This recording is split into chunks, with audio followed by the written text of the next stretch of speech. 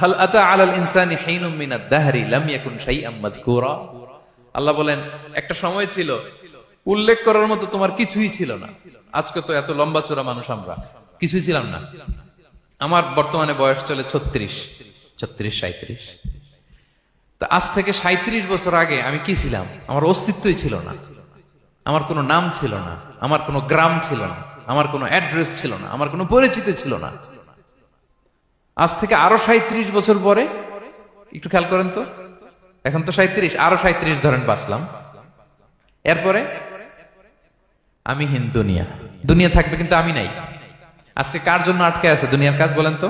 আপনার দাদার জন্য, আপনার নানার জন্য। তো আপনাকে লাগে কেন? আপনাকে লাগে? লাগে না তো আমাকে। আমি দুনিয়া, একদিন কিছুই ছিলাম না। আল্লাহ বলেন হাল আতা আলাল ইনসানি হিনুম মিনাদ দাহরি লাম ইয়াকুন শাইআম মাযকুরা। তুমি কিছু ছিলা, একটা সময় কিছুই ছিল না, উল্লেখ করার মতো তুমি কিছুই ছিল না। অস্তিত্বহীনের জগৎ থেকে তোমাকে আমি অস্তিত্বে আনলাম।